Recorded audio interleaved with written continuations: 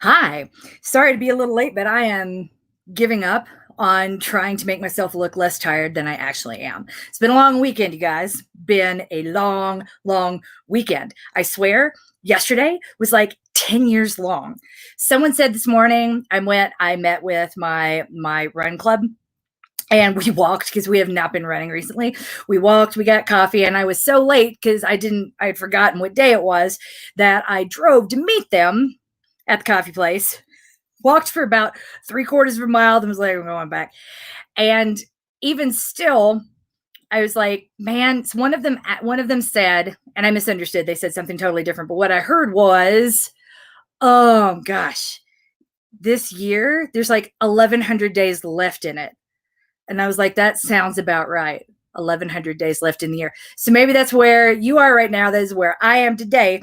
So this morning, I had inspiration for something that I've not done in a while. And honestly, this is the first time that I've had inspiration to do it. So I thought we'd revisit an old friend since we don't have that many questions tonight.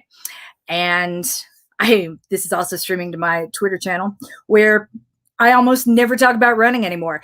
For those of you who get my Nuzzle newsletter, you probably noticed that I've just given up and I call it now Denver Protest Mom. I did not realize that would rename the newsletter as well. Sorry for that. I promise I am trying to keep these parts of my life separate. So if that has impacted, consumption of the free content, I'm sorry. Kind of. And I'm sure I'll be more sorry when I'm more awake to process it. But here we go. Morning mantra. Lululemon tells me to do one each thing that scares you. Thanks to 2020, I don't even have to try that hard anymore. Hi, this is Coach MK, and this is the Morning Mantra. It's been a while. Sorry for that. We had some personnel changes back in March, and fitness protection needed more of me. Then COVID hit, and my family needed more of me. So I pivoted to quarantine, thinking it would be a more direct, helpful, and interactive way to be Coach MK and support as many people as possible through it. I look back fondly on that period as the sourdough bread and Tiger King phase of quarantine. Then one man said that he couldn't breathe, and a whole new community needed me. 4 months later, here we are, unable to breathe because fires have ruined the air, or a virus has ruined our lungs, or anxiety has us holding our breath and our children a little too tightly. It's a lot. Many of us have been drafted into or volunteered for roles that we would not have taken in any other circumstance. And what do we get for rising to the occasion? I don't know. I'm still waiting.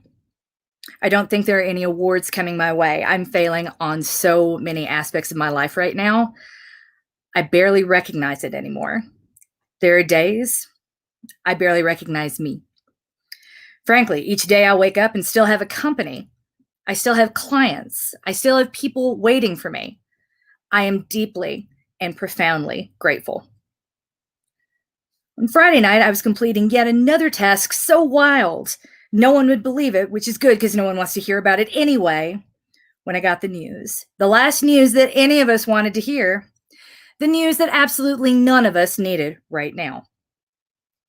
To many, Ruth Bader Ginsburg was a symbol of endurance, a public servant we elevated to celebrity status during a period when it felt impossible to find anything or anyone to believe in. As family relations became more strained and the gaps between generations made it harder to connect, we needed our wise grandmother, the notorious RBG, in ways that we didn't want to explain because we were just so tired of talking about all of it, that we no longer had the strength to face how ugly everything actually was underneath. In some ways, you guys, I really think that this is why she had to go. We were holding on a little too tightly, using her as a distraction. RBG was a unicorn, a woman who used her voice and got what she asked for, a woman who fought the system and changed it for the better, and eventually would be asked to become part of that system, to uphold that very system that oppresses so many for the rest of her life. Democracy did not die with Justice Ginsburg, and she would not want our hope to die either. She would want us to fight. During her lifetime, she never once thought the fate of the Union lay on her own shoulders. She knew this country was stronger than that. She knew that we are stronger than that. One of her most famous quotes is, "Real change, enduring change, happens one step at a time." In a time when those steps are clumping too close together and much too quickly for our tastes, it is calming to realize how many things we'd been holding on to a little too tightly as we continue to cling to the things that we actually needed all along: each other. The hope that we could all emerge stronger as a community, united behind our humanity rather than divided by our affiliation, is bigger than one small woman. And that hope is what will be driving me as I live to fight yet another day. I hope it will drive you as well. Thank you for still being here. I have no idea what tomorrow will bring. It might bring a mantra, it might not. I have no idea. And I really don't want to make any more promises that I cannot keep. I'm already breaking commitments right and left, and I'm hurting the people I care about the most. I can promise that I will continue to record when I'm inspired, that I will respond to listener requests when I'm able, and that my silence does not mean that I've forgotten you. That isn't possible. You are coached, you are loved, and no matter what Monday brings, we are all winning at life. Yay! Last one of those I did was in March. Oh my gosh. Hopefully we'll get that out tonight. Believe it or not, that podcast is still the bigger podcast. I am a little surprised on a regular basis how many new people are discovering it. And we haven't recorded in a while. But anyway, I guess those mantras were needed. I just didn't have anything to give. Thank you, Melissa. I really appreciate hearing that. I woke up this morning and just felt like getting that out and was like, oh, this doesn't belong on the blog. This doesn't belong. The only place that this idea could go, because I've got a whole bunch of writing I'm supposed to get our marketing people, and I'm failing on that too. Yay. The only place that it goes really is in the mantra. So I'm going to get that hopefully up tonight. But I thought I'd share it with y'all before we get started. Thank you. As always, I really appreciate you and I appreciate your support. Thank you for being here. Yeehaw! And with that, it's time to move to Ask Away, my favorite time of the week, hopefully yours too. I'm Coach MK Fleming, the founder of the Fitness Protection Program. And I don't know about y'all, but I didn't run it all this week. I went out, I take that back. I went for a jog to break my lungs in on Monday.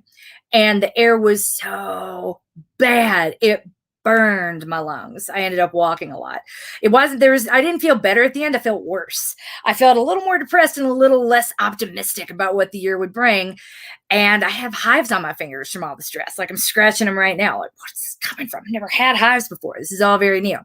So I tell you this, whether you've run or not this week, or whether or not you've done anything that you feel like was supposed to be done by you this week, we have survived 3/4 of the way through a year none of us would have chosen, filling roles that none of us wanted, but doing exactly what is needed. And if we could focus on one thing, if we could give ourselves credit for one thing, it really should be that. I am no less a runner this week than I was a month ago. I'm just doing less of the running thing that I would like to do. There are days. It's definitely the air quality. And believe me, it's terrible. I've got photos of this stuff. It's so thick, you could like drink it through a straw. It kind of looks like Fresca. Yay. Gonna party like it's 1989 over here. Whoop. So with Ask Away, I'm going to take questions if you're here watching live. And I'm sure we don't. People have kind of long since given up, I think, on me being present. So I'm going to go ahead and take the questions one by one. We're going to start with the weekly wins, reading them out for all of our clients, then moving on to the questions from Rebuild and Maintain. From Build and from Maintain, because Rebuild was a little quiet tonight. Before you go, I am going to be scheduling some Talk to Me sessions on Wednesday, Thursday, and Friday of this week. Just kind of not less accepting our new reality And I guess that's why I haven't like put the company on hiatus or quit my working with my own coach, even though I haven't been running. I'm not really paying. I'm paying her, but I'm not paying her to do anything right now, other than ask me if I'm okay. And that is something. I'm not ready to sever this tie, not just y'all, but like to running in general, even though it's not a thing I'm doing as much as I would like. I'm still Coach MK. You're still runner. We're all still here. And this is still a community that I value and need now more than ever. Even if I'm just showing up late, grabbing a coffee, walking 3/4 of a mile and leaving like I did with my running friends this morning, it is still important to me to have a time and a place to show up to and a thing that I can do or opt out of. I don't need pressure. I need the tether. But maybe that's just me. I'm setting up these talk to me sessions so you can tell me what it is you need and how we can support you right now. Because I completely understand that a lifetime of conditioning isn't going to fall away overnight. And the shame that some of you may be feeling, or the pressure and the guilt that you may be feeling, that this is one more thing you're not doing or failing, that's real and that's valid. So let's talk it out and see what I can do to help support you, where we can derive value during this time, whether you're running or not. If you are final note in the Pacific Northwest and you've got more fire than even we do, my thoughts are with everyone that's dealing with this nastiness right now. I mean, even trying to work out inside, it's so painful breathing, even through all the air purifiers. I barely know how to function with it. So here we go. Weekly wins. Kim LaChain got to do a virtual version of her favorite race. That's cool. Not only can she breathe, she got to show up, meet people, and do a thing. There's so much packed into that one sentence to celebrate there, Kim. You are winning for sure. Christian Fraser is having a great time with her new ballet class. Ooh, photo where it didn't happen. I got to see this. Yay, you. Things like that are unfortunately not trying to add any new things, just not on the ballot for me. So I'm impressed with anyone who's able to do something new right now. Tell us all about it. Show up in the talk to me sessions. Post some photos, please. Share with all of us. Amanda Bailey is finally able to run again after 2 weeks off due to air quality. I'm jealous, Amanda Bailey. Without my daily run or even a walk, Pokemon walk at night. I remember that phase of the quarantine when I was taking walks every night and I was so excited about it and I was talking about it all the time and posting to Strava these beautiful sunsets. Yeah, I miss those days too. Anyway, in Maintain, Emily Sorensen had a great half marathon. She ran negative splits and felt strong, all caps. She finished 17 minutes faster than her 10K in May and 12 minutes faster than her 10K in July. That's amazing. I'm glad somebody is seeing anything that could be defined by former traditional benchmarks as gains or wins. That's amazing. I'm thrilled for you, Emily. No one deserves it more than you do. Congratulations. Dan Felton ran a half in under 2 hours, all while having his own personal rave. God, we're going to have to go to the video for that. This is amazing. Congratulations, Daniel. That is a huge thing. Breaking the 2 hour mark is something most runners are capable of, but few will ever actually do. So congratulations. That is huge for you. Now we're going to move over to some questions and then we're going to have a chat. We're just going to chat it out. Got a few things to say. We're going to extend them longer than a listener would probably like to go, because that's what I do. Talk. Yeah. In Build, you talk about lanes in Rebuild and in Maintain, and I don't see anything that says lanes. Are you referring to the weeks of the plans? For example, are you saying that lane 2 Maintain is week 2 of Maintain? No, I'm not. Lanes only exist in Build and Rebuild because people coming into that program, no two people will be starting from the same point. When it comes to Maintain, most people who enter Maintain will be starting from the same baseline, and it's easier to sort of go in. When it comes to Rebuild, Build and Rebuild, which, remind you, are 2 identical programs, but one identical program, 2 separate communities. Rebuild was designed for people who just don't want to be treated like a brand new runner or like they're brand new to fitness because they're returning after any time away, longer than a week, let's say 6 months or longer, and you need to start sort of like from a baseline of 0. But the last thing you want to do is join a Couch to 5K program or a Couch to 5K group because you don't want to be with other really excited new kids and all of their really exciting discoveries, because it can be a lot. I love that excitement, but that excitement can be annoying to others. And I have to remind myself of this because I'm one of those people that gets really excited about all kinds of things. It has to be like, wow, I'm driving everybody crazy. So take that for what it is. There's a reason I wanted to keep it separated, to make it a really good experience for everybody, no matter where they were. So lane 1, think of it this way, is a little bit less running than lane 2. There's no glory in starting in lane 2. What I want everyone to do, what I encourage you to do, and this should be spelled out pretty cleanly on the membership page of the website. So if you go to the website and you go to members and then click down, you should see on the rebuild page, there's a thorough description of the lanes in a video telling you how I prefer you to progress. I ask everybody to give me one good month in lane 1 of rebuild. And then, because the jump from lane 1 to lane 2, it's not huge. But this is where it comes in. Give me one good month in lane 1, one good month in lane 2, and then maybe, only if you really want more work, think about maintain. So when you think of it that way, I do it 1 month in lane 1. That's a little unsatisfying. Cool. That's a good thing. Better to be a little unsatisfied, which means you can take more, than to have overdone it, back off, feel bad about yourself, be injured. I mean, there's nothing good from biting off more than you can chew. There's no way to circumvent or shortcut biological and physiological processes. It's annoying for overachievers, but it's true. So I would much rather you start off in lane 1, get used to running 5 days a week, get used to moving or creating that space in your calendar 5 days a week, then move into, and then say, hey, I want a little bit more. Cool. You've got the foundation, move to lane 2, spend a month there. And if you're like, yeah, that's better, but it's still not enough, then look over and maintain, because the difference between week 4 of lane 2 of rebuild and week 1 of maintain, it's tiny. But the difference between week 1 of maintain and week 4 of maintain is huge. So with that in mind, most people moving from rebuild to maintain will just do week 1 over and over throughout the month. There's no shame in that. That's still doing a whole lot of work. But what we're not doing is overloading your body with an entire progression that it might not be ready for. My guided DIY approach to this gives you all the tools you need to meet your body where it's at and wrap that plan around your needs on a day-to-day basis. Please check in with your body. I promise you that's the most advanced thing any person could possibly do, rather than holding yourself hostage by a piece of paper that really shouldn't be making decisions for you. Too many of us overachievers, I am one too at the end of the day, tend to think either I did everything exactly as written or I failed. And that's the sort of mindset we really need to break if we're going to have a hobby and a habit like this that is, in fact, healthy, makes us feel good, and then we can keep for a lifetime. If you are arbitrarily following a piece of paper instead of listening to your knees crack and your lungs ache and how you don't want to get out of bed and you're snapping at everyone around you, I would say that's not exactly a recipe for success, which is unfortunately that state that so many runners are in most of the time.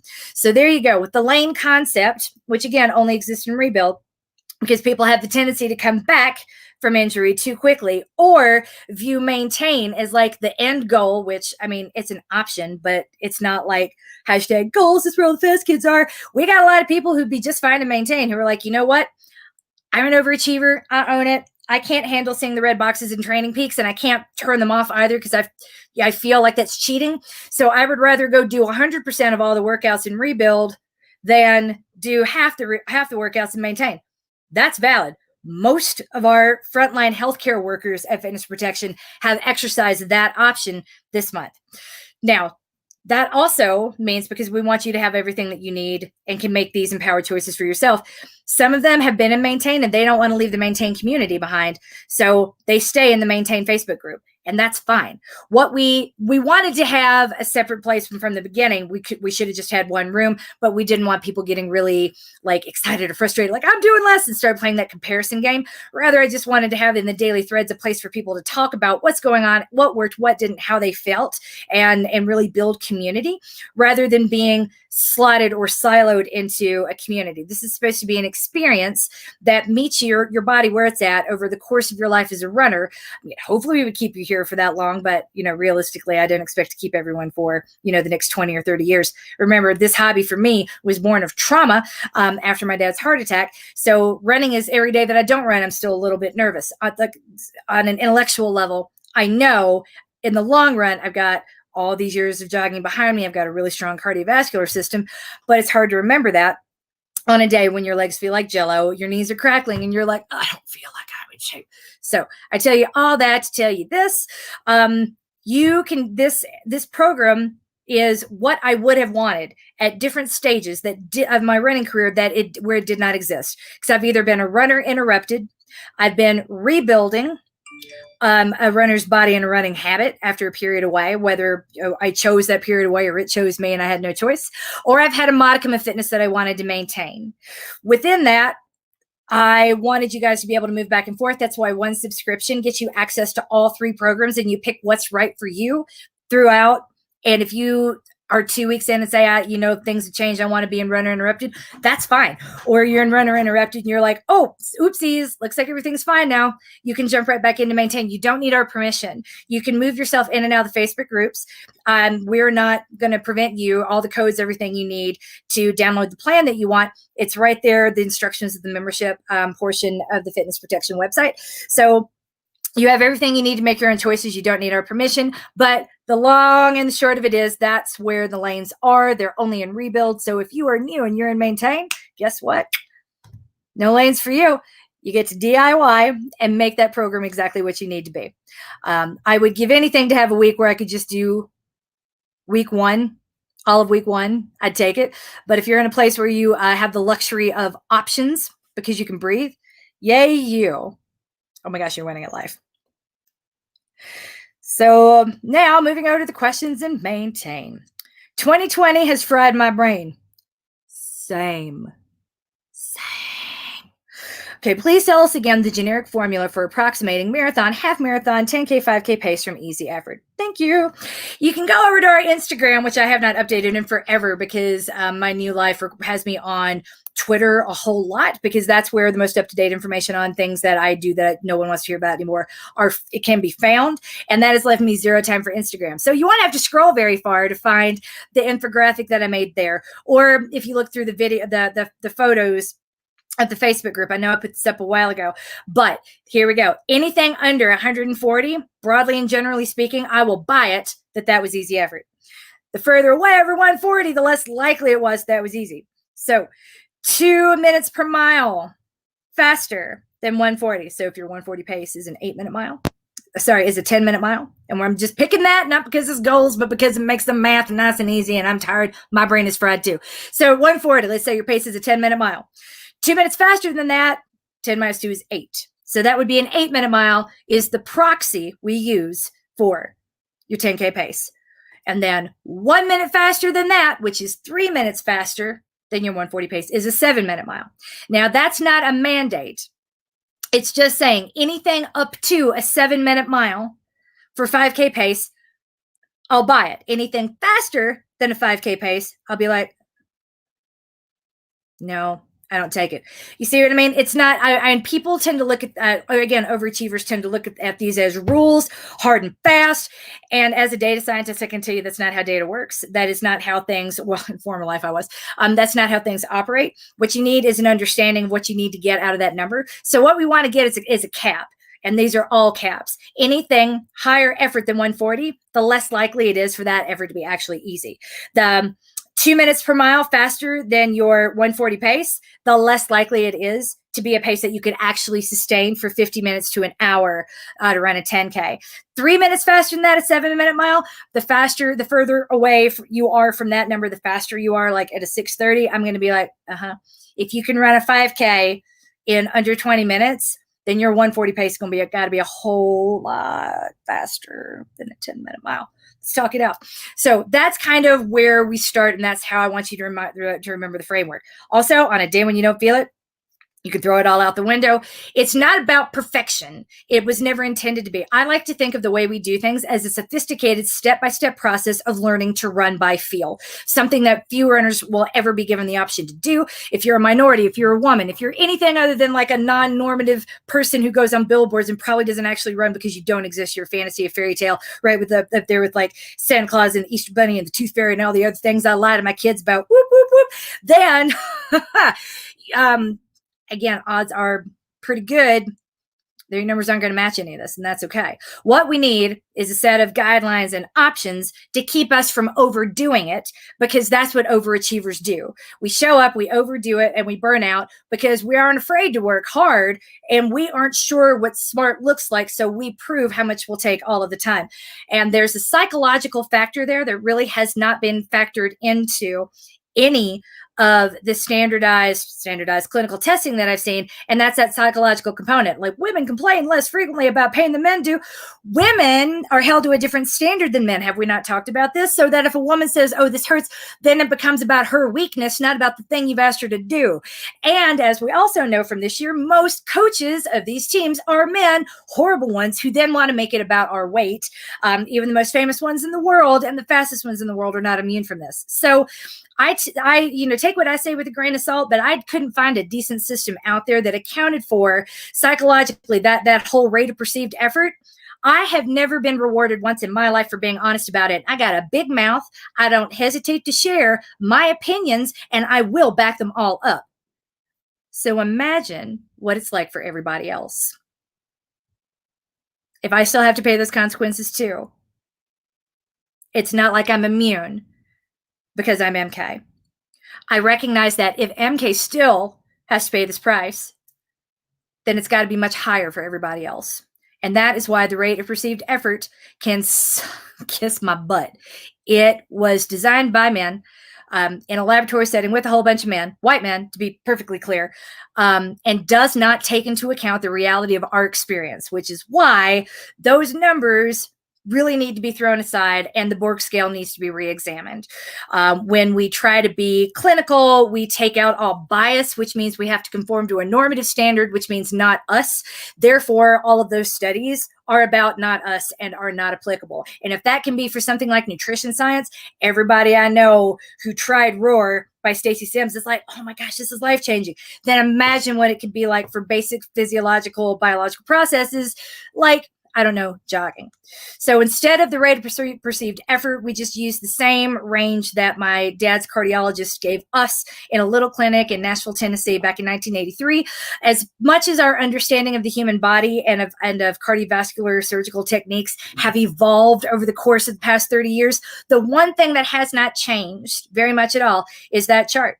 Anything over 140, you need a really good reason to do it, because the further away you are from 140, the less likely you are to be metabolizing oxygen, which is the whole point of your cardiovascular system. It's about efficient oxygen delivery, which his heart was not doing well at all at the time of his heart attack, which is what a heart attack is. So, and he, the cardiologist also said anything over 180, odds are not in your favor that your heart is getting, or your muscles are getting, any oxygen at all. You are burning pure sugar, and you are depriving your heart of oxygen because it's working too hard to metabolize it, and you could be doing more harm than good. So most of your time needs to be under 140, and you need a really, really, really good reason to go over 180, and there better be a goal or something specific in mind, because harder is not better when it comes to fitness. And in fact, the things that we do for the sake of performance are often achieved at the expense of our health, both mental and physical. So that is a very long way of saying 2 minutes, 3 minutes. Yay, you. I told you we were going to talk it out tonight, y'all. Okay. It's time to admit something to myself and to you. Let's do it. I loathe the Friday, Saturday long run sandwich. I hate running on a Friday and find myself finding reasons, which if I'm honest are totally excuses, why I can't run on Friday. So now that I've come clean, I need some help with how to adjust the plan so that Friday is my rest day and I run long on Saturday. I'm completely aware that from a performance standard, I'm making a sacrifice, but I'm willing to do that for my personal enjoyment of the plan. Thanks for your help. I'm glad you said something. Performance is not going to happen right now with smoke in the air and kids at home and distance learning and working from home and all of the 1,100 days left in 2020. So I feel you. Why would you do something you don't enjoy?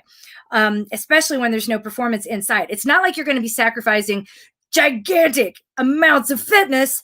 The difference in this period, it's huge. You're more likely to be consistent if you don't hate the work, if you don't hate the plan. So let's make the plan something you like. There you go. You want to take Thursday off too? Do you want 2 days off in a row? Why not?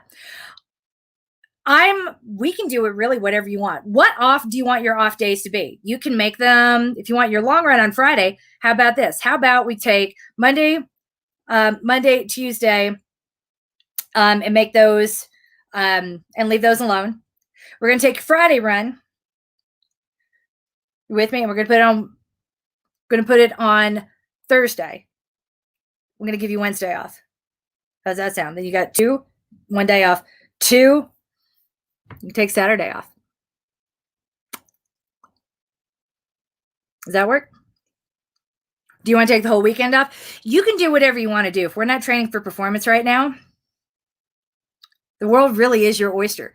And I know that's not like what you wanted to hear, but like, why do you need me to tell you what you want to do? Take the next week and be like, what sounds like fun? Okay, I'm going to do the long run on Friday. We're going to move Saturday over to Friday. Cool. What else? Do you want to run 5 days in a row and then take the weekend off? Or is Saturday the day that you meet with your friends, so you want to do like a little something? We can flip the sandwich around, and we can cut that Friday, we can cut that Saturday run then all the way down. We could just make Saturday a 30-minute run, which is an excuse to go see your friends for coffee like I did this morning. What do you want it to be? Tell me what you think a great week would look like, and I will rubber stamp it. How about that? Put it in the comments, email me, call me. We'll find a way to work it out. But yeah, I want this to be what you want it to be. And by the way, an excuse is a reason that has been stripped of validation. So there's some shaming of yourself here, like, I'm making excuses. No, you're not. You're telling the truth. I don't like this. This thing I'm doing, the work isn't working for me. I want different work. Cool. You're not throwing your money away when we have this conversation. You're not throwing the money away when you're not doing the plan as written. You're throwing your life away when you're doing something that you don't understand in a program that was designed to be flexible. It was designed for you to adapt it to your own needs on a month-to-month basis without worrying about being behind. Most people, this point in the year, go back and look at your run logs in the past, man. Almost everyone by this point realizes that they are behind in their training, and what our conversations are strictly around. Tell me everything's going to be okay. Tell me that this race isn't going to be a disaster, even though I took 2 weeks off for vacation. Tell me, please, that I haven't screwed up so completely because there's not enough time. There are only 4 weeks left, 6 weeks left, 2 weeks left. Tell me I can still cover this ground. And the answer is no, you can't. What we have to do is accept something different than what we thought we were going to get when we started and stop beating ourselves up for not running on our vacation. If this race really was the most importantest thing that ever importanted in your schedule, then why in the world did you schedule a vacation in the middle of it? Let's sit back and think, really think it out, and decide what we're going to be upset about. Because I don't know about y'all, I get kicked in the teeth in so many aspects of my life. I'm not about to kick myself in the teeth if I can avoid it. I'm going to give myself all of the grace and the latitude in a world, because the world will never give me either. So that's what you do. Tell me what works for you and what increases your personal enjoyment of the plan. Tell us all.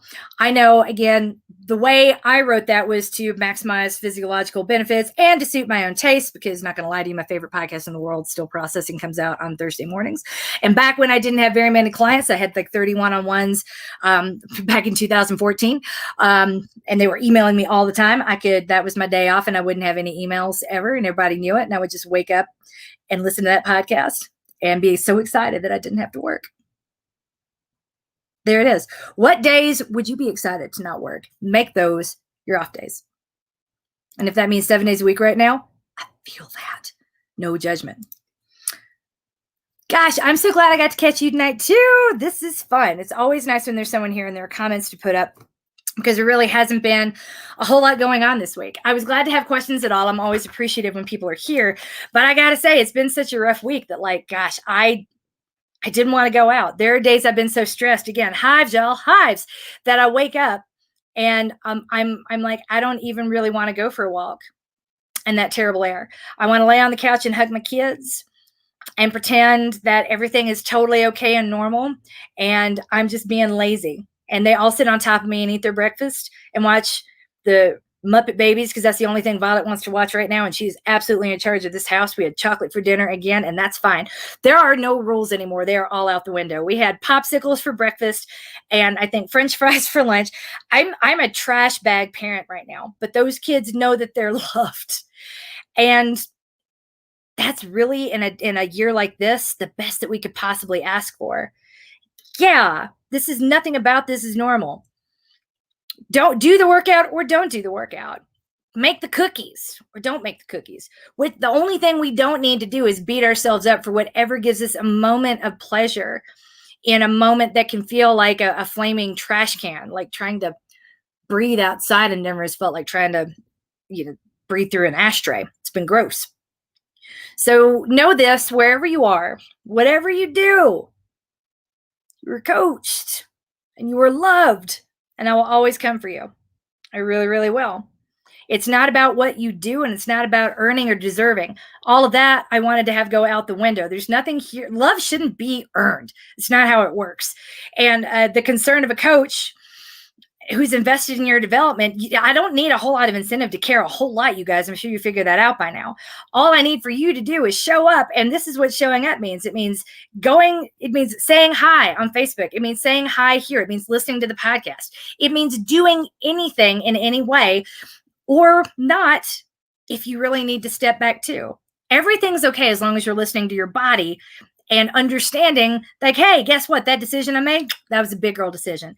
Instead of removing all the validation and beating yourself up, which, as we know, doesn't change anything. Pressure does not, in fact, turn a lump of coal into a diamond. That is a gigantic lie perpetuated by Ferris Bueller's Day Off. Pretty sure those guys did not. They made a great movie, but they probably failed science class. Just saying, it's a function of time and pressure, but you cannot add more pressure and reduce the time necessary. It's not, those aren't the driving functions. The driving function in that equation is absolutely time. So with that, the driving function in our lives is time as well, and we need to be enjoying every second of it as much as we possibly can, instead of beating ourselves up needlessly for not following some arbitrary plan that somebody else made for us. And I hope the one thing that we can do in this period is come out of it having let go of the things we've been holding on to a little too tightly, those things that were not working for us and really weren't working for anyone, all the things that were broken to begin with. And there's a lot, y'all. But not this, and not us, and not here. We are unbreakable. You are coached. You are loved. Thank you for being here. Take a look in the Facebook groups this week. I'm going to be creating the events for the Talk to Me sessions. I'm going to put them on different days, one in each Facebook group: Build, Rebuild, Maintain, Run Uninterrupted. And I'm going to just sit there and hang out, and everybody come and talk to me during that period. I will stay there as long as you are willing to be there. And if that's, I'm going to plan for at least an hour each, but I'm happy to stay for more. Yay. Have a good week, everybody. Make good choices.